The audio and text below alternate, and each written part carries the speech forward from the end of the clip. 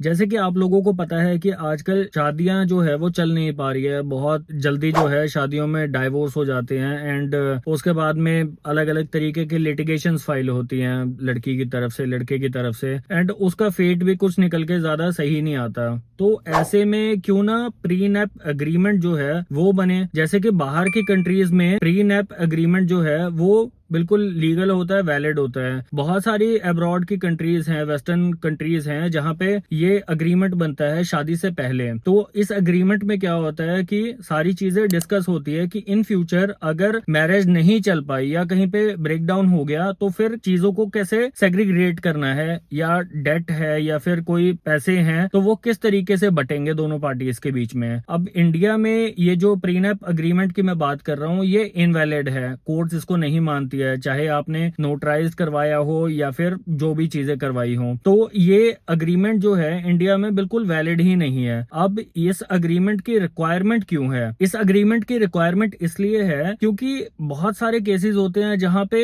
Husband ने अपनी बहुत ही मेहनत से पैसे कमाए हैं और उसके बाद में क्या होता है कि लड़की जब उसको डाइवोर्स देती है तो उसकी प्रॉपर्टी में से जो है वो 50% क्लेम कर लेती है एंड एज ए एलिमनी उसको देने भी पड़ते हैं। तो इन सब चीजों के लिए प्रीनैप अग्रीमेंट होना बहुत जरूरी है। हालांकि ये सारी चीजें बहुत ही टेक्निकल हैं और इनका होना नीड है इस सोसाइटी में प्रेजेंट, क्योंकि यहाँ पे क्या हो रहा है कि बहुत ही अलग तरीके की इनजस्टिस चल रही है। मतलब एक लड़के ने जिसने सब कुछ अपनी मेहनत से बनाया है, घर जमीन ली है या फिर कोई बिजनेस सेटअप किया है, और उन सब चीजों के बाद में उसकी शादी हो जाती है। लड़की अब 2 साल या 1 साल या 1.5 साल रहने के बाद में वो कहती है कि भाई मेरे को तेरे साथ नहीं रहना, मेरे को चाहिए डाइवोर्स। अब ऐसे में क्या होता है कि जो भी लड़के के एसेट्स हैं उस पे वो क्लेम करती है कि भाई 50% मेरा भी होना चाहिए। मतलब जिस स्टैंडर्ड पे मेरा हस्बैंड रह रहा है तो उस स्टैंडर्ड की लिविंग मेरे को भी मिलनी चाहिए। तो भाई आपने कुछ एफर्ट्स नहीं किया उसके बिजनेस के लिए, आपने अपने लाइफ का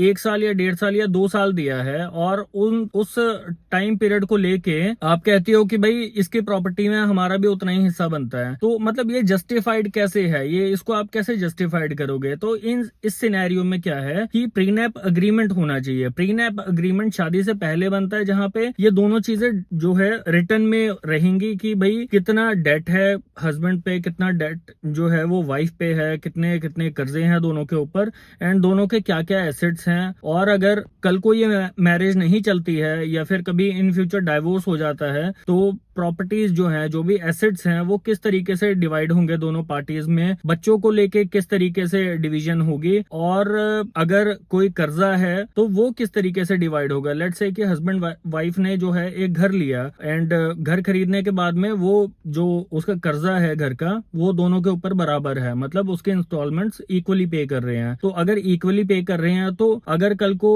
उनकी शादी काम नहीं करती है तो उसमें अगर डाइवोर्स होता है तो वो घर किसके नाम पे जाएगा, और अगर उस घर के ईएमआईज हस्बैंड पे कर रहा है तो वो घर वाइफ को मिलेगा या नहीं मिलेगा। तो ये सारी चीजें प्रीनैप अग्रीमेंट में होती है। जैसे कि आप लोग देख पा रहे हैं कि बहुत सारे वेस्टर्न कंट्रीज में ये प्रीनैप अग्रीमेंट ऑलरेडी चल रहा है, बिल्कुल वैलिड है लीगली, एंड कोर्ट्स को भी इसमें बहुत ज्यादा मशक्कत नहीं करनी पड़ती इन केसेस को खत्म करने के लिए। मगर इंडिया में क्या है कि सालों साल केसेस चलते हैं बिकॉज प्रीनैप अग्रीमेंट जैसी कोई चीज ही नहीं है। तो कोर्ट्स अपने तरीके से लीगली उन चीजों को डिसाइड करती है कि मतलब इतना आपको पैसा देना पड़ेगा। हालांकि जो लड़के का कर्जा है वो तो डिवाइड नहीं होता, मगर जो लड़के के एसेट्स रहते हैं वो डिवाइड हो जाते हैं कि यार मतलब तेरी इतनी प्रॉपर्टी है तो तुझे तो उसको इतना देना पड़ेगा। तो ये प्रीनैप अग्रीमेंट जो है मैं मानता हूँ कि बहुत इंपॉर्टेंट है आज की डेट में इंट्रोड्यूस होना। इसको लीगली वैलिड भी होना चाहिए एंड कोर्ट्स को भी एफर्ट्स लगाने चाहिए कि ये प्रीनैप अग्रीमेंट जो है वो वैलिड हो। मैं फिर से आप लोगों से रिक्वेस्ट करूंगा कि आपके जो एमएलए या एमपीज हैं अपने कंसर्न्ड एरिया के, आप लोग उनसे भी ये सारी बातें एक बार रख सकते हैं, बिकॉज वो लोग क्या करेंगे कि एटलीस्ट एक बिल पार्लियामेंट में लेके आएंगे जिससे कि ये प्रीनैप अग्रीमेंट का जो लॉ है वो बन सके। क्योंकि मैं आप लोगों को एक और चीज बता दूं कि कोई भी लॉ वो कोर्ट नहीं बनाती है, लॉ तो बनता है पार्लियामेंट से। कोर्ट्स तो सिर्फ उसे फॉलो करती हैं, उसके ऊपर वर्डिक्ट्स देती हैं, जजमेंट्स आती हैं, बट जो लॉ है वो पार्लियामेंट से बनता है। तो अगर आप चाहते चाहते हैं कि शादी से पहले इस तरीके का अग्रीमेंट बने, तो इस तरीके का अग्रीमेंट के लिए जो है कोई लॉ पास होना चाहिए जो पार्लियामेंट में ही होगा, जो आपके एमपी एमएलए ये लोग ही लेके आ सकते हैं। तो प्लीज अपने